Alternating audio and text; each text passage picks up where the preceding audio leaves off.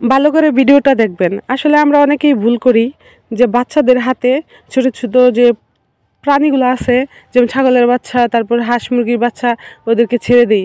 আমরা জানিও না বিপদ ঘটতে পারে। তো ভালো করে ভিডিওটা শেষ পর্যন্ত দেখবেন যে যে খেলতেছে বাচ্চাটাকে নিয়ে, তারপর বাচ্চাটাকে কি অবস্থা করে। আসলে এত সুন্দর একটা বাচ্চা, ও তো বুঝে না, ও তো ছোটো, আর ওইটা তো অবুঝ প্রাণী। তো ছোটো বাচ্চাদের হাতে দিলে ওরা কী করে, আপনার হচ্ছে যে পানিতে চুবিয়ে মেরে ফেলে। তো বাচ্চাদের হাতে কখনোই এরকম যে অবুঝ প্রাণীগুলো আছে ওদেরকে ছেড়ে দিবেন না খেলার জন্য। তো আমার ছেলে কি করতেছিল, এইভাবে বাচ্চা নিয়ে খেলতেছিল, নাচতেছিল। ও সবসময় আসলে হাঁস মুরগির বাচ্চা, তারপর হচ্ছে ছাগলের বাচ্চা, বিড়ালের বাচ্চা, ওগুলি মানে এনিমেলস সে পছন্দই করে। তো সে খেলে সবসময়। তো ভাবছি যে আজকেও হয়তো খেলতেছে, তো ভালোভাবেই খেলতেছিল।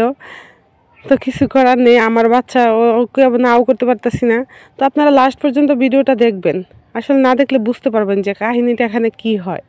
ও কিন্তু দৌড়াচ্ছে আর খেলা করতেছে, মানে বুঝার কোনো কায়দা নাই যে সে এরকম করতে পারে।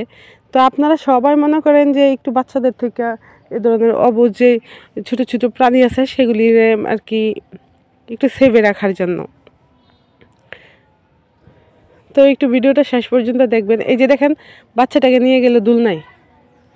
বাচ্চাটাকে আমি এবার কিছু মনে করবেন না। সো আমি ভিডিও করতেছিলাম, বসে বসে হাসতেছিলাম, কিন্তু যে খেলতে খেলতে যে পর্যায়ে যে এরকমটা করবে আসলে, মানে যে যে পর্যায়ে ছিল আপনারা দেখলে বুঝতে পারবেন। যে পর্যায়ে ছিল ওখানে যে আমিও একজন অসুস্থ মানুষ, তা আমি যে ওখান থেকে যে উঠাবো তার কোনো কায়দা নাই। যে আমি যে উঠাবো, আমি উঠাইতে গেলে সেখানে দেখা গেছে আমিও বিপদগ্রস্ত হতে পারি, যেহেতু আমি সাঁতার জানি না। তো বাচ্চাদের কাছ থেকে সবসময় দূরে রাখবেন। আমি ভিডিও করতেছিলাম, লাস্ট পর্যায়ে ভিডিও করতে করতে ও বাচ্চাটা নিয়ে অনেক দূরে চলে গেছিলো, অনেক দূরে চলে গেছিলো। আর অনেক দূরে যাওয়ার পরে এই কাহিনীটা ঘটে। ভিডিওটা শেষ পর্যন্ত দেখবেন দয়া করে। হয়তো দেখলে হয়তো আপনারা সতর্ক হতে পারবেন, এতটুকুই। তো যারা যারা আমার ইউটিউব চ্যানেলে নতুন তারা সবাই একটু সাবস্ক্রাইব করে দিবেন। আর আপনাদের ভালোবাসা পেলে হয়তো আমি অনেক দূর আগায় যেতে পারবো, এতটুকুই। তো আপনাদের সবার ভালোবাসা চাই। আসলে কারো ভালোবাসা ছাড়া কখনো উপরে ওঠা সম্ভব না। তো আপনার একটু ভালোবাসা দিয়ে যাবেন প্লিজ, দয়া করে। তারপর মাঝে দিয়ে আমি একটু দেখাই যে আমি একটা কমলা গাছ লাগাইছিলাম খুব শখ করে, কখনো ভাবিনি যে এত সুন্দর একটা ফল ধরবে। তো দেখেন ছিঁড়ে নিয়ে আসলাম যে এই ফলটা খাওয়ার জন্য। আসলে খুবই সুন্দর একটা ফল, আর খুব মিষ্টিও ছিল। গাছে বেশি ফল ধরা নাই, অল্প অল্প কয়েকটা ফল ধরছিল। বেশ কিছু ফল পড়ে গেছিলো, জড়ে যা ফুল